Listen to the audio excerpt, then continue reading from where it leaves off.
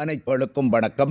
நாம் இன்றைய வீடியோவில் பார்க்க இருப்பது நடைபெற இருக்கின்ற IPL 2025ஆம் ஆண்டு சுற்றுப் போட்டிகளின் முதலாவது போட்டியாக RCB மற்றும் KKR அணிகளுக்கு இடையிலான போட்டி இடம்பெற உள்ளது. இந்த போட்டிக்காக RCB அணியினர் எவ்வாறான ஒரு பிளேயிங் 11ஐ அமைத்துக் கொள்ளப் போகின்றார்கள் என்பது தொடர்பாகவே நாம் முழுமையாக பார்க்கக்கூடியதாக காணப்படும்.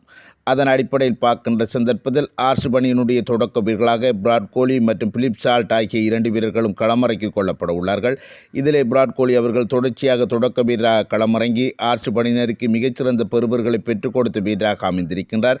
அதே போன்று பிலிப் சால்ட் அவர்களையும் எடுத்து பார்க்கின்ற சந்தர்ப்பத்தில் கடந்த வருடம் மிகச்சிறந்த பெறுபர்களை வெளிப்படுத்திய வீரராகவும் அதே போன்று தொடர்ச்சியாக தொடக்க வீரராக இங்கிலாந்து அணிக்கு களமிறங்குகின்ற வீரராகவும் இருப்பது இந்த இடத்திலே RCB அணியினருக்கு ஒரு பலமான விடயமாகவும் என்னை பொறுத்தவரையில் RCB அணியினுடைய இந்த தொடக்க ஜோடியானது ஒரு பலமான ஜோடியாகவே அமைந்திருக்கின்றது.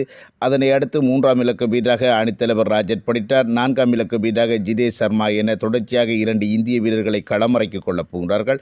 இந்த 2 வீரர்களும் தொடர்ச்சியாக மிகச்சிறந்த பெறுபர்களை பெற்றுக் கொடுத்திருப்பதும் இந்த இடத்திலே RCB அணியினருக்கு ஒரு பலமான விடயமாகவே அமைந்திருக்கின்றது.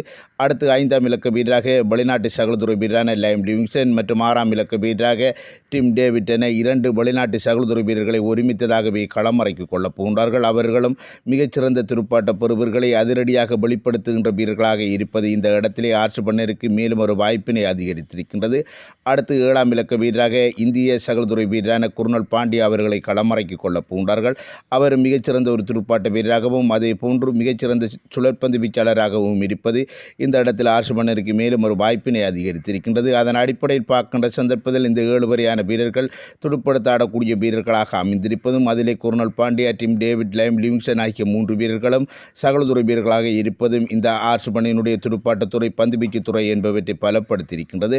அடுத்து 8ஆம் இலக்க வீரராக புவனேஷ் குமார் அவர்களை களமிறக்கிக் கொள்ளப் போகின்றார்கள். அவரும் துடுப்படுத்த ஆடக்கூடிய ஆளுமை கொண்ட வீரராகவும் தொடர்ச்சியாக IPL சுற்றுப் போட்டிகளிலே மிகச்சிறந்த பெறுபர்களை வெளிப்படுத்துகின்ற வீரராகவும் இருப்பது இந்த இடத்திலே RCB அணியினருக்கு மேலும் ஒரு வாய்ப்பினை அதிகரித்திருக்கின்றது. அடுத்து 9ஆம் இலக்க வீரராக அவர்களால் தக்க வைத்துக் கொள்ளப்பட்டிருந்த இந்திய வேகப்பந்து வீச்சாளரான ஜாஸ் தயால் அவர்களை களமிறக்கிக் கொள்ளப் போகின்றார்கள். அதனை அடுத்து 10ஆம் இலக்க வீரராக வெளிநாட்டு வேகப்பந்து வீச்சாளர் என்கின்ற முறைமையில் நுவான் துஷாரா அல்லது லுங்கி இங்கிடி ஆகிய 2 வீரர்களும் ஒரு வீரரை களமிறக்கிக் கொள்ளப் போகின்றார்கள்.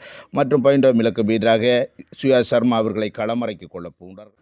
அதன் அடிப்படையில் பார்க்கின்ற சந்தர்ப்பத்தில் 3 வேகப்பந்து வீச்சாளர்களையும் 2 மிக முக்கியமான சுழற்பந்து வீச்சாளர்களையும் தேவை ஏற்படுகின்ற சந்தர்ப்பத்தில் லைம் லிவிங்ஸ்டன், டிம் டேவிட் போன்ற சகலதுறை வீரர்களையும் பந்துவீச்சில் ஈடுபடுத்தக்கூடிய கட்டமைப்புடன் களமிறங்குவதன் அடிப்படையில் அவர்களுடைய பந்துவீச்சு கட்டமைப்பும் பலப்படுத்தப்பட்டிருக்கின்றது. அதே போன்று 8 வரையான வீரர்கள் துடுப்படுத்த ஆடக்கூடிய ஆளுமை கொண்ட வீரர்களாக அமைந்திருப்பதும் இந்த இடத்திலே RCB அணியினுடைய பிளேயிங்களை பலப்படுத்தியிருப்பதோடு கடந்த காலங்களில் விட இம்முறை RCB அணியினுடைய பிளேயிங் 11ஆனது பலமானதாக அமைந்திருக்கின்றது என்பது எனது எண்ணம். இது தொடர்பான தங்களுடைய கருத்துக்களை கமெண்ட் செக்ஷனில் தெரிவித்துக் கொள்ளுங்கள். மற்றும் வீடியோக்கு லைக் பண்ணுங்க, கமெண்ட் பண்ணுங்கள். நன்றி.